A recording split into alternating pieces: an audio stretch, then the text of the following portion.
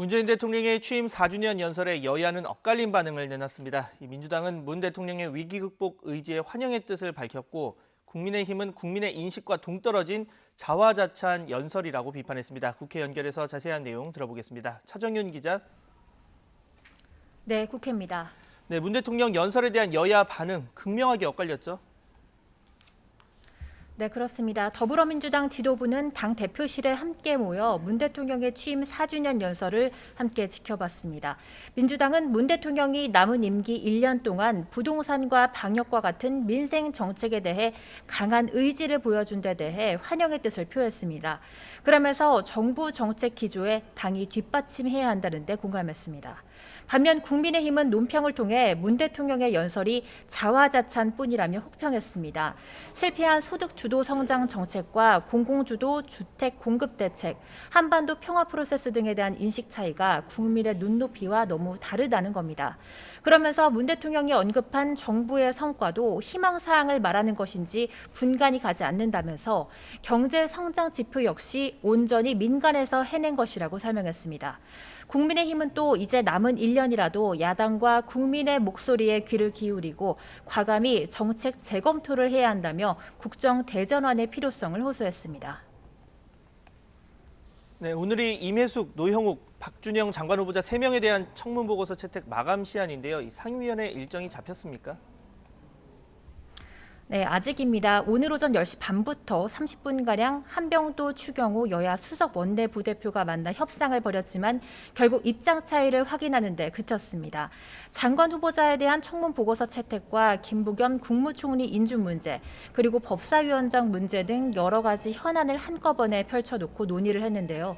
회동을 마친 뒤 추경호 국민의힘 원내수석 부대표는 기자들과 만나 장관 후보자 3명은 자진 사퇴나 임명 철회해야 하고 국무총리 후보자 역시 부적격자라는 입장을 전달했다고 밝혔습니다.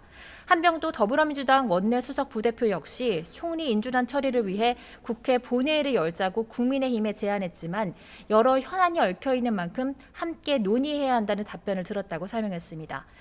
민주당 지도부는 장관 후보자 거취에 대해 일부 낭마냐 사수냐를 놓고 막판까지 고심을 거듭하고 있습니다. 일단 민주당은 오늘 오후 3시 비공개 대면 의원총회에서 장관 후보자에 대한 당내 의견을 수렴한다는 방침입니다. 이 자리에서 당내 의원들은 장관 후보자에 대한 거취 문제를 지도부에 위임할 가능성도 제기되고 있습니다. 대선 관련 소식도 보겠습니다. 어제 민주당 박용진 의원이 첫 공식 출마 선언을 했는데요. 다른 유력 대선 주자들도 전국을 돌면서 조직 띄우기에 나서고 있다고요? 네, 그렇습니다. 여권 빅3로 꼽히는 선두 주자들은 조직 다지기에 열중하는 분위기입니다. 지난 주말 광주와 부산을 찍고 돌아온 이낙연 전 더불어민주당 대표는 오늘 오전 싱크탱크 연대와 공생 심포지엄에 참석합니다. 참가자들은 전환시대 해법을 위한 공부 모임이라면서 확대 해석을 경계했지만 향후 대선 공약 개발을 위한 포석이라는 분석입니다. 이재명 지사는 모레 발족하는 민주평화광장에 참석합니다. 이해찬계 핵심으로 꼽히던 오선의 조정식 의원이 공동 대표를 맡고 발기인만 만여 명에 달하는 전국 단위 모임입니다. 정세균 전 총리도 내일 오전 정세균계 주축 의원 모임인 광화문 포럼에 참석합니다. 그동안은 정세균계 의원들만 모여왔지만 처음으로 직접 모습을 드러날 예정입니다. 본격적으로 결집세가 드러난다는 전망입니다. 아울러 야권 유력 주자인 윤석열 전 검찰총장도 경제 이슈를 건드리면서 행보를 넓히고 있습니다.